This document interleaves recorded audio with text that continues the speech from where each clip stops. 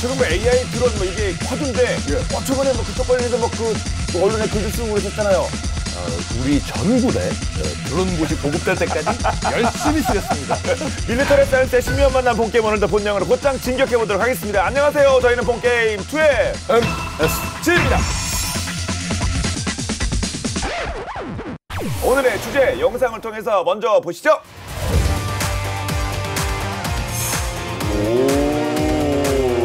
큰줄한테 작네. 저는 나온 줄 알았더니.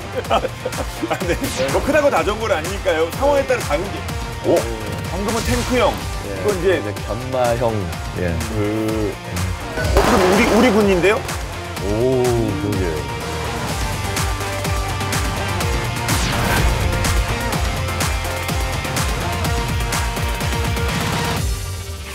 방금 보신 것처럼 과학기술의 발전으로 변화 중인 전장을 실시간으로 목격하고 있는 요즘인데요. 명실상부 드론이 전쟁의 주연으로 자리를 잡는 모습입니다. 공중을 대표한 드론이 이제는 지상을 장악하기 위해서 한층 더 진화하고 있다고 하는데 방금 뭐 영상에 잠깐 나왔습니다만 우리나라도 이쪽에 대비를 당연히 하고 있는데 최근 우리의 무인 전력을 총출동한 뭐 그런 장면들이 있었다고요. 그 훈련 장면이요. 맞습니다. 네. 지난 3월이요.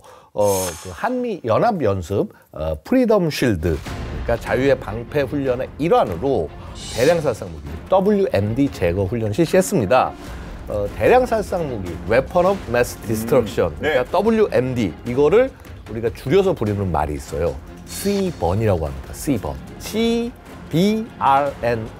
그래서 이게 무슨 말이냐면 C가 케미컬, 화학, 그 다음에 B가 바이올로지컬, 생물, 그 다음에 R이 레지올로지컬, 방사능, 그 다음에 N이 뉴클리어, 그 다음에 E는 익스플로시브, 그러니까 무기, 폭발물. 근데 이거를 전부 얘기해서 그러니까 한마디로 뭐냐면요, 수많은 인명을 한꺼번에 살상하고 대량의 시설을 파괴할 수 있는 그런 무기를 우리가 WMD라고 부릅니다.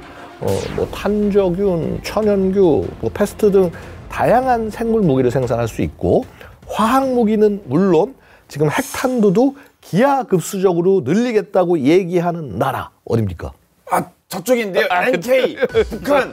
네, 뭐 북한 대놓고 얘기하죠. 북한. 뭐 그러니까 뭐 우리는 북한이스탄이라고도 그러는데.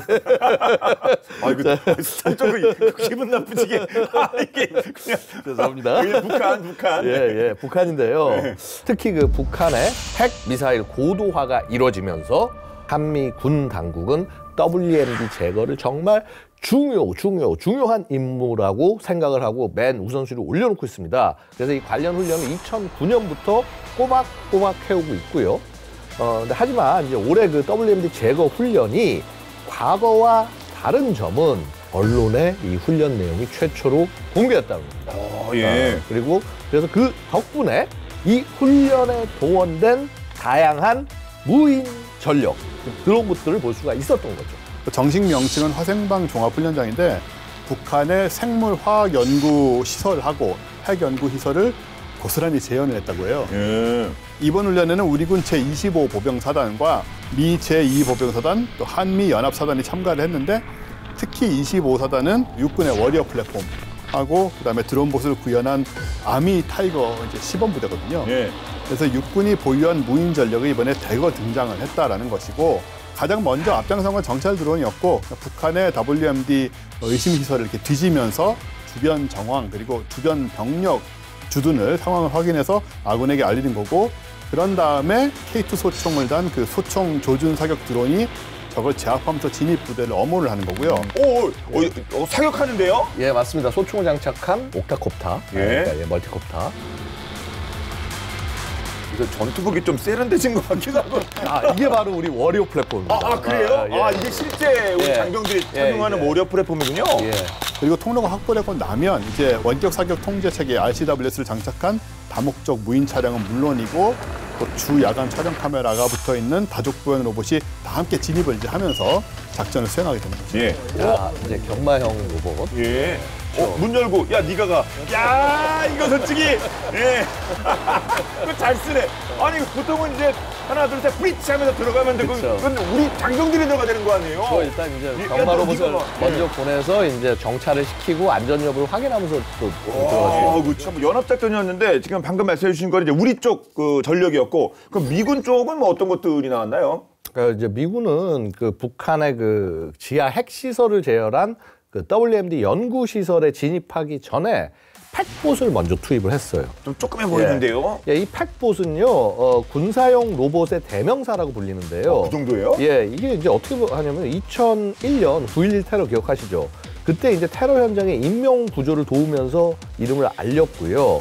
그 이후에는 아프가니스탄, 이라크 전쟁에 투입돼서 병사들을 대신해서 급조 폭발물을 탐지하고 제거하는 임무를 도맡았습니다. 카메라를 장착해서 현장 영상을 실시간으로 전송할 수 있고요. 그다음에 그래서 만약에 팩봇에 이제 폭탄을 장착해서 이제 원격에서 터트리면은 폭탄을 이렇게 활용하는 그런 로봇으로 활용할 수가 있는 거죠. 이 팩봇이라고 부르는 거는 사실은 왜 그러냐면 우리 백팩처럼 예. 등에 짊어지고 가다가 필요할 때 딱 꺼내서 이렇게 활용한다고 해서 팩봇이라고 부릅니다. 특히 이제 대규모 피해를 유발시킬 수 있는 북한의 WMD를 신속하게 탐지, 제거하기 위해서는 지금 이 보여진 이 팩봇뿐만 아니라 뭐 드론, 다목적 무인 차량 등 소위 이제 무인 복합 전투 체계를 시적절하게 투입을 해서 병력 손실을 좀 최소화하는 게 그게 당연히 우리가 앞으로 가야 될 길이 아닌가 생각이 듭니다. 예. 그러니까 뭐 사실 저는 우리 장병과 이런 뭐 드론봇이 함께 작전하는 것은 뭐 영상 처음 봤는데 요즘은 자연스럽고 당연한 거 아니겠습니까? 당연히 이쪽으로 가야 되는 거죠. 맞습니다. 이제 사실 우크라이나 전쟁에서 우리가 이걸 직접 많이 목격을 했고요. 그다음에 이스라엘 하마스 전쟁에서도 이스라엘군이 지하시설 탐지하는데 로봇부터 먼저 보내는 모습들 여러분 많이 보셨을 거예요. 당장 우크라이나 전쟁을 보면요. 무인 항공기들, 자폭 드론 같은 거는 포탄을 대신해서 쓰이고 있는 그런 상황이 된 겁니다. 그다음에 지상 로봇이라고 우리가 보통 얘기를 하는 무인 지상 차량, 언맨 그라운드 비클, 자 이런 것부터 굉장히 영역을 넓혀서 개발되고 운영되고 있습니다. 우리나라는요, 그래서 이 드론봇이라는 독특한 단어를 써요. 이게 뭐냐 하면 드론, 그 우리 무인기나 이런 거 생각하는 그 드론과 로봇, 이것을 두 가지를 합친 단어가 드론봇이라는 겁니다. 최근에 보면요, 또 특히 이제 우크라이나가 러시아군을 공격하는데 세계 최초로 로봇 부대를 투입했다고 하죠. 자, 이 영상은 우크라이나 제13 하르티아 국가방위 여단이 수 킬로미터 떨어진 후방에서 조이스틱으로 전투 로봇을 원격 조종하면서 러시아군 진지를 공격하는 영상입니다. 이거 훈련 영상이 아니라 네, 이제 전투 영상이에요. 실작전 중이네요. 네, 그러니까 군인이 어차피 이제 저렇게 개활지를 만약에 군인들이 달려간다고 생각해 보십시오. 적군의 사격 맞아서 죽거나 다치거나 할 수 있지 딱 않습니까? 표적이죠. 이제 말 그대로 타겟이죠. 바로 이제 그 군인들을 대신을 해서 이런 지상 무인 시스템 혹은 위에 드론도 마찬가지로 공중 무인 시스템 이런 것들이 전장으로 보낸 거죠. 그러니까 한마디로 무인 체계만을 투입을 해서 전투를 한 최초의 전투 사례가 아닌가 네. 뭐 이렇게 얘기를 할 수도 있겠습니다. 그러니까 그야말로 인간 대 로봇. 좀 정확히 말씀드리면 인간 대 인간이 조종한 로봇 뭐 이래야 될까요? 뭐 자동으로 가는 건 아니니까. 예. 그렇죠. 자, 그러면 그 싸움, 그 전투가 어떻게 진행됐습니까? 방금 보시면 이제 하나가 이렇게 쫄래쫄래 가는 그런 모습이었잖아요. 네. 실제로 이제 포탑에 중기관총이 달린 저 조그만 로봇이 저렇게 돌진을 하는데 저렇게 혼자 가는 것이 아니고 몇백 미터 간격을 두고 다른 로봇들이 쭉 따라갑니다. 이거 팽으로 대형 전기엘에서 가는군요. 이렇게 이동을 이렇게 네. 하는 거죠. 그런 다음에 여러 대 로봇들이 이제 간격을 두고 러시아군 보병 위치에 다다른 후에는 교대로 사격을 하는 거죠. 부대 지휘관은 이제 공중에 떠 있는 드론을 통해서 전투를 지켜보고, 왜냐하면 저 조이스틱으로 조종하고 있는 거니까요. 네. 군인들은 AI 지원 조준 시스템이 탑재한 저 지상 로봇을 원격 조종을 하면서 최종 사격 결정을 또 내리게 됩니다. 그 결과로 이날 우크라이나 하르티아 여단이 러시아군 참호를 점령하는 데 성공을 했고요. 그렇군요. 네. 그래서 이번 전투에서 보듯이 우크라이나가 이미 무인 지상 로봇을 비롯한 다양한 드론을 대대적으로 투입을 하고 있다는 것이고, 또 쓰임새가 굉장히 예상을 뛰어넘을 정도로 효과적이라는 것도 입증이 되고 있기 때문에, 게다가 이쪽의 병력 손실을 이제 최소화하면서 최전선의 전력을 강화하는 데 아주 큰 도움을 받고 있는 거죠. 실제로 우크라이나가 지난 2월에 특수 로봇 부대 창설을 발표를 했고요. 앞으로 뭐 몇천 대 이상의 무인 지상 로봇 구매 계획을 밝히기도 했습니다. 예. 사실 뭐 저게 풀 영상은 뭐 실제 교전 장면도 있을 텐데 저희가 본 게임에서 사실 실전 장면이라 보여드릴 수는 없을 것 같고, 그래서 앞에 짧게만 보여드렸는데요. 그러면 이 우크라이나에서 방금 좀 이렇게 그 무기 체계가 나왔는데 가장 활약할 것으로 기대되는 그런 뭐 로봇, 이렇게 뭐 로봇 부대도 만들어진다면서요? 어떤 게 있을까요? 아까 영상에서 보셨듯이 우크라이나군 로봇 부대 선두에 쳤던 지상 로봇이 사실 대표 선수 중에 하나가 되겠죠. 아까 나오네 그 친구요? 네, 그 친구가 자, 이 기관총으로 무장을 한 무인 지상 전투 차량 뮤트 2.0이라고 부릅니다. 오, 꽤 크네요. 아주 예. 조그만 줄 알았어요. 아니 기관총 달고 움직이는데 작을 수가 없죠. 중기관총이 그렇죠. 탄띠 보니까 이거 장난 아닌데요. 예. 자동 사격 통제가 가능한 기관총으로 무장을 했고 4개의 바퀴로 험난한 지형에서 신속하게 이동할 수 있습니다. 최대 주행 거리는 20km인데 사흘간 자율주행이 가능합니다. 그다음에 이제 보면은 자 방탄이 둘러싸여 있죠. 네. 이게 이제 뭐 작은 포탄 파편, 뭐 총알 이 정도는 충분히 막아낼 수 있는 스테그낙 그 나토 표준의 4등급 방호 장갑이 적용이 되어 있습니다. 그다음에 다양한 능력을 갖춘 덕분에 이 퓨리의 쓰임새도 굉장히 다양한데요. 선두에서 적의 위치를 식별하고 직접 자기가 이제 기관총 가지고 그걸로 공격을 하거나 혹은 우리 보병이 앞에서 막 작전하고 있으면 그쪽 근처로 가서 역시 기관총으로 지원을 해줄 수가 있죠. 그다음에 혹은 아군에게 사격이 막 집중돼서 막 못 움직이고 있을 때 이 퓨리가 앞으로 나가서 적의 이렇게 화력을 공격을 유도하는 미끼 역할까지도 수행할 수가 있는 거죠. 예, 소위 뭐 게임 쪽에서 말씀드리면 뭐 어그로 끈다. 쳐다볼 수밖에 없게. 왜냐면 이런 애들 막 좀 무식하게 생겼잖아요. 얘가 그렇죠. 막 가면서 총 쏘면 얼마나 그 적들이 무섭겠습니까? 그럼요, 예. 그럼요. 예. 와, 근데 그 탱크보다는 좀 작은데 딱 저 정도 사이즈인데도 하는 역할이 뭐 일당 100이라고 해야 될까? 이거 일당 100 정도 되겠는데 정말 예, 인당 100은 아니어도 네. 짱인데요. 우크라이나가 그래서 지난해 여름에 퓨리를 실전 배치를 하면서 무인 지상 로봇을 군사 작전의 일부로 아주 편입을 시켰습니다. 현 시점에 우크라이나의 목표는 가장 혁신적인 기술을 써서 가장 위험한 임무를 수행시킴으로써 군인의 생명을 구하자, 이제 이런 거거든요.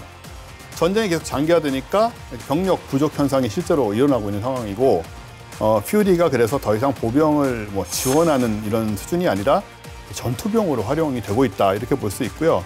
로봇 군인이 진짜 되었다, 이렇게 얘기할 수 있을 것 같습니다. 우크라이나는 퓨리를 제작하려고 모금 활동도 했었는데요. 예. 자국산이거든요. 우크라이나에서 이걸 직접 만드는 건데 예. 대당 가격이 12,200파운드라고 하니까 하나로는 한 2천만 원 정도라고 해요. 쓰임새라든가 용도에 비해서는 좀 저렴한 것 같은데요. 제 그럼요. 느낌은? 뭐 소형차 가격이니까 네. 절대 비싸지 않고, 게다가 이 정도 값을 투자를 해서 군인의 생명을 구할 수 있다라고 한다면요, 뭐 충분히 할 만한 가치가 있는 거고요. 우크라이나군은 올 연말까지 200대 이상의 지상 로봇을 배치하려고 지금 준비를 하고 있다고 하고, 또 우크라이나에는 지금 전쟁 중인데 현재 250개 스타트업이 이 다양한 지상용 무인 차량을 개발하고 있고요. 또 군 당국은 50여 종의 지상 시스템을 시험하고 있는 중이라고 합니다. 네. 그 정도 개발 중이라고 한다면 퓨리 외에도 뭐 더 눈에 띌 만한 그런 뭐 무기가 있겠는데 뭐 지상 로봇 중에서도요? 물론이죠. 그러니까 지난해 우크라이나군이 병사들의 위험한 임무를 대신 수행할 수 있는 사지 보행 로봇, 그러니까 우리가 견마형이라고 부르는 이름이 매드원입니다. 매드원. 얘는 진짜 개인데요? 맞습니다. 그래서 와, 이게 머지않아 전쟁에 배치할 계획이라고 하는데요. 자, 이 우크라이나군이 준비 중인 이 차기 전투 로봇은 이 말씀하신 대로 로봇개입니다. 사족 보행이 가능해서 험로나 장애물이 있는 구간에서도 껑충껑충 뛰면서 자유롭게 기동을 할 수 있고요. 몸을 지면에 바짝 붙여서 엄폐도 할 수 있는 만큼 정찰 임무 수행에도 적합하죠. 은밀하면서도 민첩해서 약 한 7kg 정도의 탄약과 의약품을 총탄이 막 빗발치는 전장에 운반을 할 수가 있는 거죠. 그다음에 만약에 적군에 포획이 되더라도 원격으로 모든 데이터를 삭제할 수 있는 기능까지도 갖추고 있다고 합니다. 그런데 이제 심지어는요, 가격도 저렴해요. 근데 제가 방금 본 거 진짜 개와 같아서 이게 표현 잘하겠는데 개와 같아서 그냥 비싸 보이는데 앞서서 퓨리가 한 2천만 원 정도라고 말씀하셨는데 얘는 얼마 정도 가격이 나왔나요? 네, 가격을 말씀드리기 전에 네. 어째서 저렴할 수 있나? 네. 라는 얘기를 들어보시면 이해가 되실 텐데, 이 배두원이 저렴할 수 있는 이유는 중국 기업이 만든 민수용 제품을 군용으로 개조를 해서 그래요.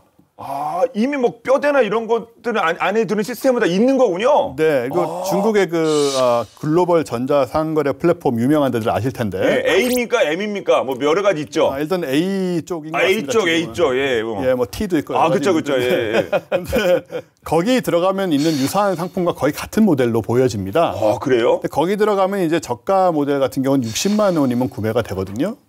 사고 싶은데. 저도 살려고 지금 장바구니에 넣어놓은 게 오래전입니다만 예. 주변에 로봇 하시는 분들 얘기에 따르면 아직은 사면은 좀 실망할 거라는 얘기를 해요. 그래서 안 하고 있는데 하지만 우크라이나군이 활용한 로봇 그걸 그대로 쓰는 건 아니고 조금 더 비싼데 실제 가격은 한 2,000달러, 300만 원 정도라고 합니다. 그 퓨리보다 당연히 싼 거고 이 300만 원이면은 굉장히 싼 거죠. 이렇게 조금 비싸지는 이유는 이제 중국에서 생산이 된 다음에 영국 기업에서 개조를 하게 돼요. 그러면서 이제 약간 전장용 로봇으로 좀 개조가 되는 거고 그런 과정에서 이제 변하는 거는 이제 활동 시간, 이동 반경, 속도 같은 것이 향상이 되게 됩니다. 그리고 배드 2라는 발전된 버전도 있대요. 근데 이거는 보안상의 이유로 좀 공개되지는 않았고요. 근데 영국하고 우크라이나 사이에 이제 입장 차이가 있는 게 영국은 이 로봇계를 개조하면서 거기다 사람을 공격하는 기능을 추가하는 건 싫어해요. 뭐 방침이겠죠. 영국 입장 그럴 것도 같네요. 근데 우크라이나 입장에서는 공격 기능이 이제 붙어가지고 오는 게 훨씬 나으니까 이 부분 때문에 아마 나중에 우크라이나가 이 로봇계에 직접 폭발물을 설치하는 쪽으로 가지 않을까 이렇게 추측을 하고 있습니다. 뭐 스타트업도 뭐 수십 개라고 말씀하셨는데 충분히 본인들이 이제 공격용으로 만들 것도 같은데 근데 군용 로봇계? 뭐 이렇게 해야 되나? 군용 로봇계라고 해야 되는 거야? 이게 상용화 이렇게 좀 대량 생산이 되려면 여러 가지 좀 고민이 있을 것 같긴 하네요. 그러니까 이제 사실 이런 거죠. 우리가 군에 관련된 것을 민수를 그대로 가져와서 쓰는 것은 언제나 많은 위험을 부담할 수밖에 없어요. 대표적으로 그겁니다. 우리 보면 이제 우크라이나 전쟁 얘기하면서 스타링크 얘기 많이 했잖아요. 그렇죠? 스타링크는 결국은 미국의 민간 기업이 제공하는 건데 자, 지난번에 보면은 이제 트럼프 정부 들어오면서 갑자기 사이 안 좋아지니까 일론 머스크가 그냥 얘기해버리죠. 우리 뭐 스타링크 공급 끊을 수도 있어. 전쟁 못 하잖아요.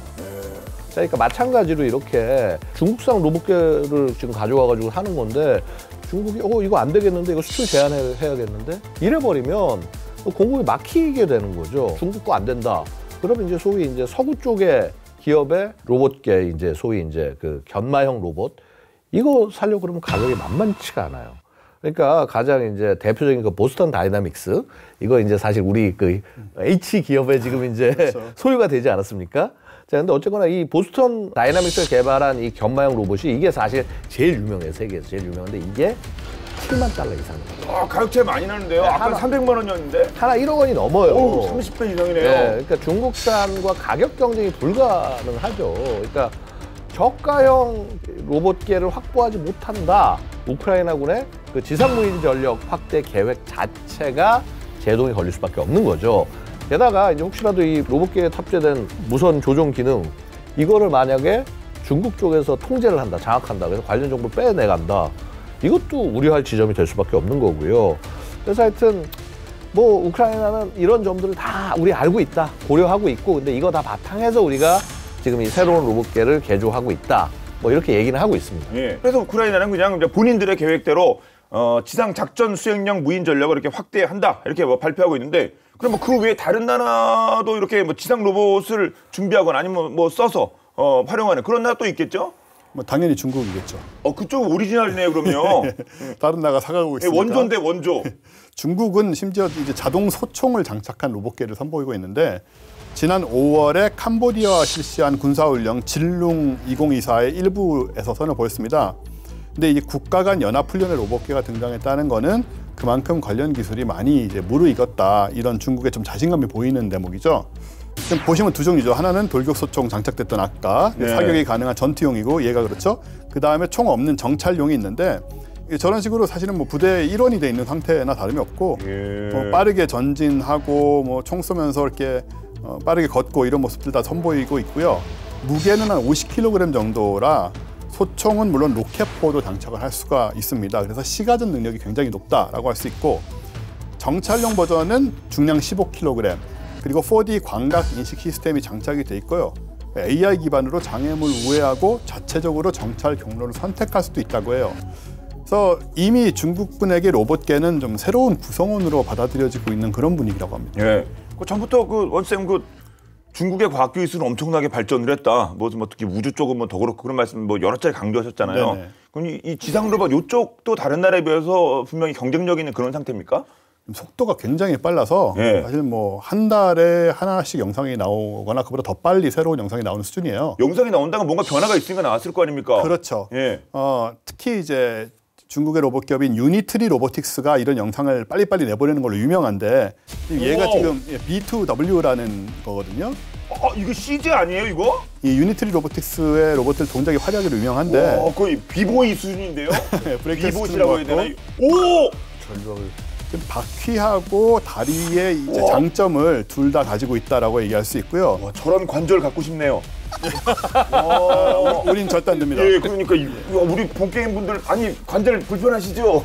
이거 진짜 장난 아닌데. 오! 보시는 이게 것처럼 뭐죠? 언덕을 오르내리거나 저런 아주 거친 표면을 다니거나 이거 근데 여기 미끄러운 데 아니에요, 또 반대로. 저게 이제 바퀴의 제어가 굉장히 잘 된다는 얘기인데 그 다리 관절하고 이야. 무게는 한 45kg 되고요. 2.8m 높이에서 뛰어내려도 충격을 흡수해서 곧바로 이동이 되고 그다음에 짐을 120kg나 싣고 5시간이나 다닐 수 있고요. 일론 머스크가 이 영상을 보고는 좋아요를 눌렀다. 예. 본인도 반성했을 것 같은데 이 정도인가? 와, 근데 못하는 게 없네요. 그리고 실제로 중국에서 처음으로 이제 로봇계 X30이라는 걸 가지고 화재 구조 현장에 투입한 적도 있었고 산동성의 타이산이라고 유명한 관광지가 있는데 태산이 높다. 그 태산 아닙니까? 예. 그렇습니다. 여기에 로봇계를 활용해서 매년 2만 톤의 쓰레기를 수거를 한대요. 이런 식으로 로봇계가 지금 산업용 군사 목적으로 속속 배치가 되고 있고 중국은 또 공격용 로봇계를 대량 생산을 지금 하고 있다고 알려진 만큼 실전 배치가 곧 이루어질 것이다 라는 보도가 나오고 있습니다. 그렇군요. 여러분 군사용 로봇 하면 어떤 모습이 떠오르십니까? 방금 보신 것들은 저희 실제로 우리 인류가 쓰고 있는 그런 무기체계이기도 한데요. 오늘 소개할 로봇들이 있는데 그런 모습과는 분명히 다릅니다. 어딘가 모르게 엄청 친숙한데 또 경이롭기까지 하거든요. 본방야사에서 살펴보겠습니다.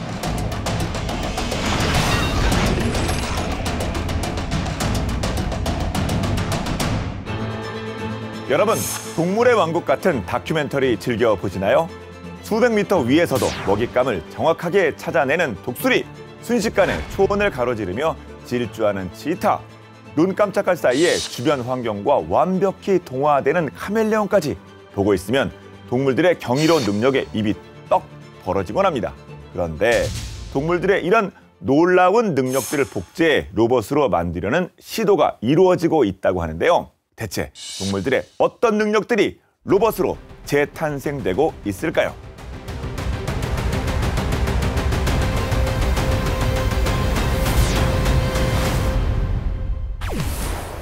현대 전장에서 로봇의 중요성은 날로 커지고 있습니다.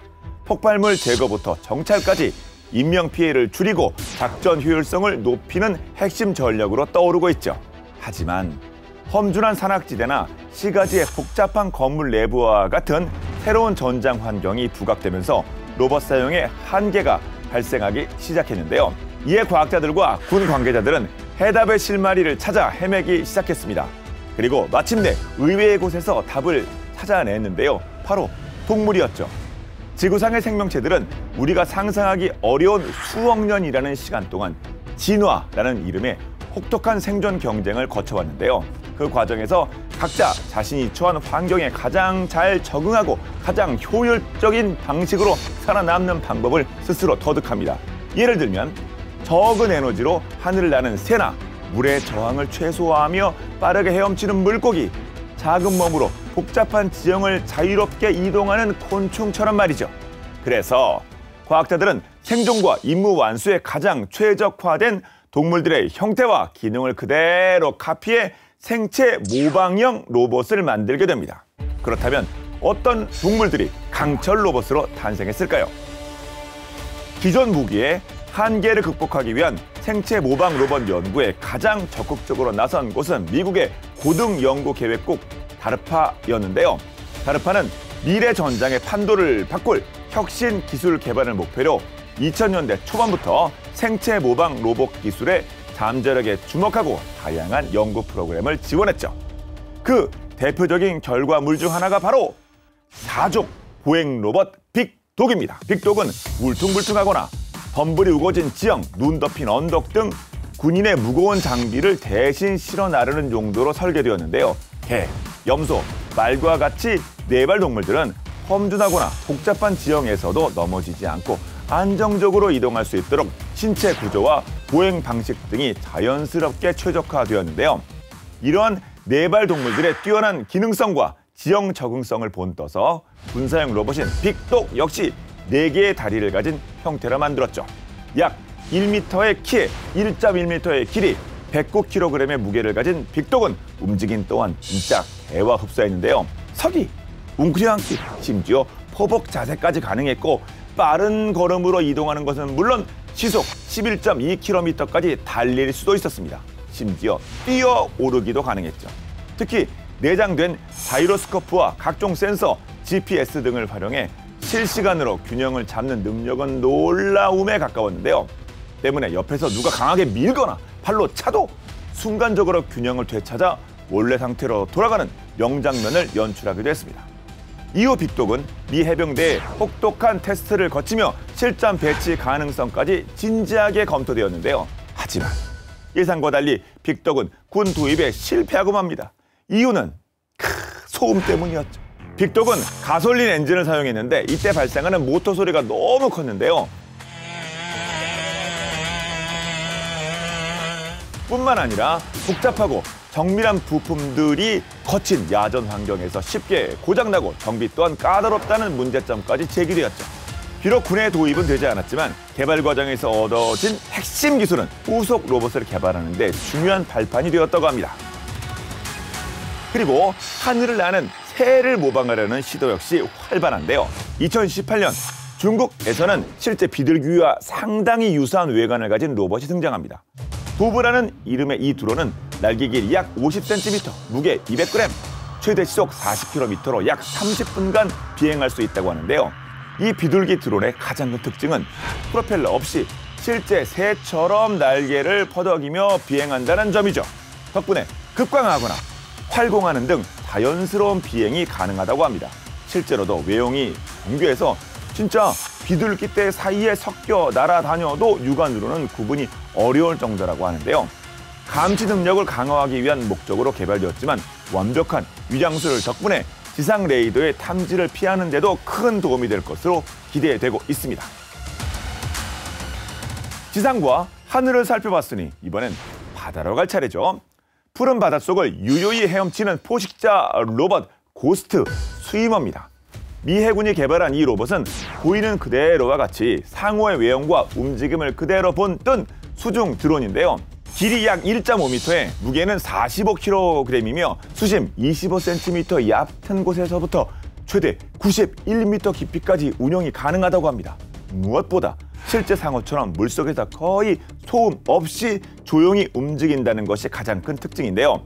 적의 감시망에 걸리지 않고 은밀하게 바닷속으로 접근해야 할 때 혹은 아군 함정의 선체를 몰래 점검해야 할 때 아주 유용하게 활용될 수 있죠. 실제로 2014년에 버지니아주에 있는 미 해군 기지에서 임무 수행 능력을 테스트했는데요. 원격 조정은 물론 스스로 판단하여 움직이는 자율 모드까지 가능하다는 점에서 그 효율성을 입증했다고 합니다. 강철로 만들어졌지만 마치 살아있는 생명체처럼 주변 환경과 상호작용하며 임무를 수행하는 생체 모방 로봇들. 어쩌면 미래 전쟁의 승패는 누가 동물들의 생체 모방을 잘 이해하고 활용하느냐에 달려있을지도 모르겠네요.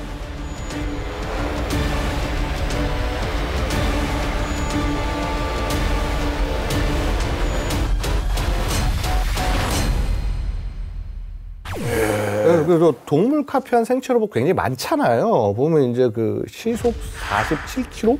엄청나게 빠른 속도로 달릴 수 있는 치타 로봇도 있고요. 그다음에 뱀, 바퀴벌레, 뭐 도마뱀, 개미, 코끼리 등 하여튼 뭐 알려진 것만 뭐 수백 가지가 넘고 이제 물론 이제 대부분 연구 단계에 있긴 하지만은 군사용으로 발전할 가능성은 상당하다. 뭐 이렇게들 말들을 하고 계세요. 예.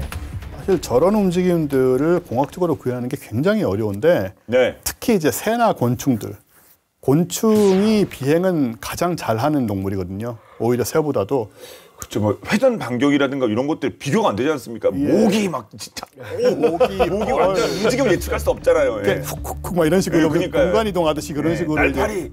네. 예. 새 중에는 그 정도 동작을 가진 건 벌새밖에 없고요. 아, 예. 근데 이게 그렇게 효과적으로 되는 게 움직이는 그런 메커니즘이 있는 건데 그게 쉬우면 우리가 다 그렇게 만들었죠. 굉장히 어렵다는 거. 하지만은 이제 연구 개발을 계속 함으로써 구현을 하면은 굉장히 특히 전장에서는 아주 효과적일 거라는 그런 생각은 듭니다. 그렇습니다.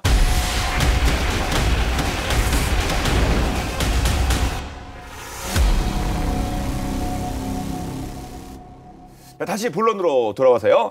자, 오늘 살펴본 것처럼 뭐 전 세계 무인 전략이 정말 무섭게 발전하고 있는데요. 이제 미국 얘기 한번 해봐야겠죠. 이제 미국 상황은 어떻습니까? 미국은요, 로봇계가요, AI 로봇계입니다. AI. 뭔가 생각을 하는군요. 그러니까 인공지능으로 작동을 하는 소총을 로봇계에 장착을 해서 지난해 8월에 중동 지역에서 이제 시험까지 마쳤다라고 해요. 작동과 이게 이제 AI 기능으로 조준이 되는 거죠. 이 로봇계는 공중 표적을 포착해서 사격을 합니다. 그러니까 이제 드론을 요격하는 데 쓰이는 거죠. 드론 대응 목적으로 무장한 로봇계의 공개 시연은 사실 그 처음이었던 걸로 알려집니다. 네. 그리고 올 초에 2월에는 중국의 로봇계하고 드론이 결투를 하는 듯한 그런 모습도 맞짱 떴어요. 예, 영상이 공개된다 한번 보시죠. 로봇 대 로봇. 오. 근데 이게 이렇게 근거리에서 서로 쏘면은 뭐 1초 만에 끝날 것이고 지금 쏘고 있는 게 폭죽입니다. 폭죽. 아, 어쩐지 승부가 안 나네요. 아니, 쟤네는 뭐하러 쏘나. 근데 많이 맞힌 것도 같은데. 아, 예. 폭죽이야? 그 탄환이 나가는 게 아니라? 예, 불꽃놀이인데 예. 뭐 실제로 저렇게 쓰면 1초 만에 정말 뭐 한쪽이 그냥 부서지고 끝나는. 승패가 나겠죠. 네, 나름 이제 각도를 조절하면서 쏘고 그리고 재빠르게 회피하면서 그런 모습을 보여줬고요. 영상 속 드론, 공중에 떠있던 드론은 중국의 최대 드론 업체인 D사. 아, 그렇죠. 예. 걔의 경우는 이제 유니트리 아까 말씀드린. 그 회사요, 예. 예, 그 회사에서 생산한 것으로 보이는데 참고로 둘 다 민간용입니다. 그리고 이 회사들은 민간용 제품만 만들고 있고요. 하지만은 이런 식으로 전쟁이 변화할 것이라는 정도의 암시는 우리가 보면서 충분히 느낄 수 있었다는 거죠. 예. 그 폭죽 자리에다가 만약에 소총을 넣으면 이게 바로 공격용 무기로도 바뀔 수가 있을 것도 같네요. 예. 그렇지 뭐 역시 또 이 로봇 이쪽에는 미국과 중국이 또 치열하게 각축전을 벌이고 있는 것 같은데, 근데 앞서서 뭐 중국 쪽은 봤습니다. 미국 로봇계 뭐 보스턴 아까 그 회사도 얘기하셨는데 뭐 어떤 회사들이 지금 이끌고 있습니까? 그 산업을. 자, 일단 미 육군이 공개한 그 AI 로봇계는요, 네. 사족 보행 무인 지상 차량 QUGB 비전 60이라는 모델입니다. 전장 역량을 강화하기 위해서 기존의 비전 60을 기반으로 다양한 첨단 기능을 부가해서 탑재하는 버전입니다. 이 공격 기능이 없는 버전은 사실 이미 실제로 투입되고 있는데요. 이스라엘군이 왜 그 팔레스타인 가자 지구에서 하마스를 경멸하는 작전을 벌이면서 특히 이제 수색 작전을 수행할 때 이 로봇계를 투입해서 탐지하는 임무에 썼어요. 이처럼 이 미군이 점찍은 로봇계는 그 로봇 방산 기업인 보스트 로보틱스가 개발을 했습니다. 2015년 설립된 이 회사는요, 사족 보행 로봇을 전문적으로 개발하는 업체입니다. 그런데 보면 지난해 7월이요, 우리나라 방산 업체인 LIG 넥스원이 바로 이 고스트 로보틱스를 인수했다고 해요. 앞서 또 인수했다는 얘기 또 하지 않으셨어요? 보스턴 그 회사도 우리 H. 맞습니다. 현대차가 이제 이 사지 보행 로봇계의 원조 중에 원조라고 할 수 있는 보스턴 다이내믹스를 인수를 했죠. 현재 로봇공학과 AI 기술을 군에 접목하기 위해서 미국, 중국, 러시아, 영국 등 많은 나라들이 노력을 기울이고 있는데 바로 그 대열에 우리나라도 당당히 발을 내디딘 거죠. 그럼 앞서 저희 처음에 봤던 영상에 우리 WMD 시설 공격할 때 이렇게 우리 그 사족계 나왔지 않습니까? 로봇계. 우리나라 로봇계 지금 개발 현황은 어떻습니까? 지난해 8월에 대테러 전용 다종 보행 로봇, 대테러 로봇이라고 그냥 부르는데요. 개발 완료가 됐고요. 우리 육군에 시범 배치가 돼 있습니다. 보시는 것처럼 뭐 앞에 본 그 사족보행 로봇과 좀 비슷한 분위기들인데 국산 사족보행 로봇이 군에 납품된 최초 사례고요. 대테러 로봇은 2022년 8월에 개발에 착수가 돼서 2년 만에 시제품 납품까지 이루어진 거거든요. 굉장히 빠른 속도지 않습니까? 그러네요. 이게 이제 바로 우리 몇 번 얘기했던 그 방위사업청의 신속 시범 사업 덕분이죠. 그 사업은 진짜 신속하던데요. 정말 신속합니다. 이름 그대로. 예. 이 신속 시범 사업은 신기술 적용한 무기 체계를 2년 이내에 신속하게 연구 개발하고 시범 운영 거쳐서 군 도입까지 연계하겠다 이런 사업이잖아요. 근데 이 대테러 로봇 도입이 신속 연구 개발 사업 1호입니다. 그래요? 그만큼 이제 좀 필요성을 느꼈다는 것 같고 네. 국방 신속 획득 기술연구원이 사업을 주도적으로 관리를 했고 육군의 적극적인 지원 그리고 현대로템, 레인보우 로보틱스 등 다양한 기업들이 힘을 모아서 한 일이죠. 네. 이 성능은 어떻습니까? 앞서도 좀 센 걸 봤거든요. 저 글로벌 단위의 로봇계들을 봤는데 우리 기술은 지금 어느 정도입니까? 이게 사실 좀 저도 말씀을 드리고 싶은데 우리 군에 보급된 이 드론봇 관련 장비들이 아직은 베일에 쌓여 있어요. 그래서 네. 정확한 스펙이 공개되지 않았습니다. 근데 다만 이제 언론 보도를 바탕으로 좀 말씀드리면요, 국산 대테러 로봇은 4족 보행으로 시속 4에서 12km 이상의 속도로 이동할 수 있고요, 20cm 이상의 계단 등 수직 장애물을 극복할 수 있다고 해요. 10kg 정도의 장비를 탑재도 할 수 있다고 하는데 앞으로 이제 대테러 로봇이 이제 평시 혹은 전시 상황에서 대테러 임무를 수행하게 되면은 자, 주야간 카메라로 감시 정찰을 하고 아군 내 생존력을 극대화하는데 도움을 줄 거다 이제 이렇게 기대를 하고 있습니다. 국내에 있으니까 우리 육군이 요구하고 뭐 군이 요구하는 다양한 요구사항을 조금 더 직접적으로 듣게 되고 반영하게 돼서 로봇 시스템 업그레이드를 한다거나 뭐 AI 기능을 우리 군이 정말 요구하는 거를 딱 그거에 맞춰서 개발한다거나 이런 것들이 가능하게 되지 않을까 생각이 되고요. 추후 이 대테러 로봇에 원격 사격 통제 장비 등 이제 다양한 장비를 부착하면 전투 임무에도 투입해서 쓸 수 있지 않을까, 이렇게 이제 좀 예상을 조심스럽게 합니다. 원래 그 방향으로 나가야 되긴 하지만 워낙 이게 좀 민감한 이슈라서 우리 장병들의 생명을 지키기 위해서 뭐 그 부분도 옵션으로 분명히 대비를 해야 될 것 같습니다. 근데 앞서서 그 처음에 봤던 그 WMD 제거 훈련 때 나왔던 여러 로봇들이 있었는데 거기서 처음 나왔던 게 그 소총 사격하는 그 드론이었잖아요. 그 드론은 어떤 거예요? 뭐 공격 드론이라고 얘기할 수 있겠죠. 총쏘니까 그렇죠. 총쏘니까 공격하는 공격용 드론이고 이게 이제 우리 민간 기술로 바탕을 해서 만들어진 겁니다. 뭐 군용 기술을 딱히 뭐 별도 썼다라기보다는. 그래서 로터가 6개 달린 이 헥사콥타에 K2 소총을 탑재한 소총 조준 사격 드론입니다. S&T 모티브와 그다음에 이제 드론 전문 업체인 유맥 에어가 기술을 협력해서 개발을 했어요. 특히 이제 원격으로 목표물을 타격하는 과정에서 이게 뭐냐면 소총을 발사하면 언제나 반드시 따라오는 게 반동이 따라오잖아요, 그렇죠? 맞죠? 예. 근데 이거 반동이 막 흔들리고 하면 기체도 흔들리고 뭐 조준도 제대로 안 되고 안 맞을 수 있잖아요. 이런 그 반동을 흡수하는 장비, 그 다음에 이축 짐벌을 활용해서 이 기체가 흔들리고 하는 충격이나 이런 것들을 좀 최소화하고 충격을 받은 다음에 또 회복하는 게 중요해요. 원래 총 쏘는 게 반동을 뭐 우리가 뭐 힘을 줘가지고 막을 수 있는 게 아닙니다. 튀는 거를 다시 회복해서 내가 쏘고 이제 원래 자세를 잡는 게 제일 중요한데 이제 그런 것들을 다 반영을 한 거고요. 고성능 광학 카메라 영상 추적 시스템을 장착을 해서 신속한 표적 식별과 정확한 조준 사격이 가능할 수 있다. 이게 이제 특징이라고 말씀드릴 수가 있습니다. 네. 앞서 그 우크라이나의 로봇계 그 배드1 이거는 중국 민수용 제품을 개조해서 만들었다라고 말씀드렸는데 사실 드론 역시 이게 소부장 그러니까 소재 부품 장비 이 측면에서 중국을 크게 그 의존하고 있는 게 지금 이제 전 세계 드론 업계의 현황입니다. 이게 그 말은 뭐냐면 우리도 마찬가지로 지금 이런 드론들이 민수용 드론들이 부품들이 상당 부분 중국산이라는 얘기가 될 수밖에 없는 거고요.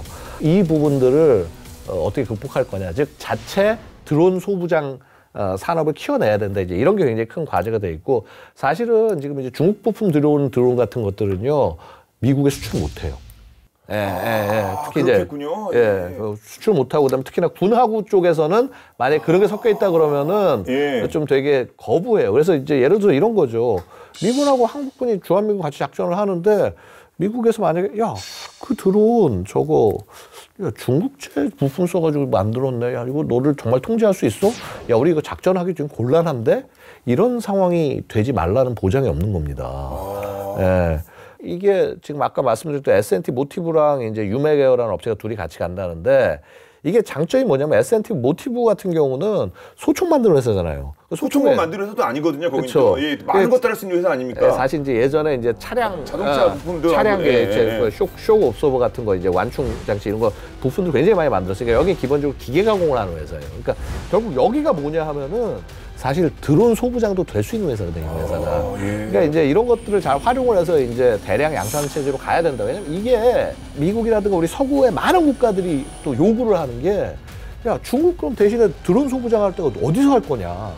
그거를 이제 우리가 좀 치고 나갈 수도 있지 않을까 말씀드리고 싶네요. 새로운 시장이 또 열릴 수도 있겠습니다. 아무튼 뭐 드론과 지상 로봇 분야는 앞으로 더욱더 그 가치가 올라갈 수밖에 없을 것 같은데 그러니까 우리의 드론버 도입 계획 뭐 차차기 계속 이렇게 뭐 계획들이 준비되고 있겠죠? 네, 일단은 특수작전을 위해서 공격 그리고 정찰 무인 전력을 도입할 예정인데 네. 보병이 정찰 무인기하고 대물 타격 무인 항공기를 만약에 직접 휴대하게 된다면 후방의 아군하고 아주 멀리 떨어진 상태에서 특수부대 작전 범위 그리고 파괴력이 아주 크게 확대가 되지 않겠습니까? 그렇죠. 예를 들어서 적진에 이제 특임 여단이 침투를 했는데 눈앞에 적의 전차가 나타났다. 예전 같으면 지원 요청을 해야 되잖아요. 뭐 그렇죠. 아니면 피하거나 숨든가 그래야죠. 예, 뭐 포를 쏴달라고 하다가 뭐 이런 식으로 해야 되는데 대물 타격 무인 항공기가 있으면은 옆에 잠깐 숨었다가 그냥 뛰어가지고 바로 타격을 이제 직접 할 수가 있기 때문에 이런 부분에서 이제 많은 차이가 생기는 거고 이 대물 타격 드론은 지금 이제 국외에서 구매하는 방식으로 도입을 하려고 하고 있어요. 근데 모델로 지금 두 개가 얘기가 되고 있는데 둘 다 이제 전장에서 성능이 입증된 그러니까 미국산 스위치블레이드 600 예. 혹은 이스라엘제 히어로 122 후보로 올라 있고요. 그 다음에 특수작전용 지상 정찰 로봇 도입도 추진 중이라고 합니다. 자, 그런데 이제 보면요, 이게 우리만 이렇게 열심히 드론 개발하는 게 아니에요. 이제 최근 북한 보면은요, 굉장히 다양한 공격용 드론을 개발하고 있다고 이제 알려졌습니다. 특히 이제 지난 3월에 공개한 거를 보면은요, 골판지 드론, 골판지로 이렇게 껍데기를 만든 이제 이걸 자폭 드론으로 씁니다. 근데 이 자폭 드론을 공격을 해서 우리 군 장비와 비슷한 형태의 목표물을 이 골판지 드론이 자폭 공격하는 장면이 공개가 됐어요. 북한 그 무인기에다가 그 인공지능 탑재해서 한국군, 우리 군 장비의 형상을 학습시켜가지고 공격하려고 하는 그런 의도를 저걸로 보여주는 게 아니냐.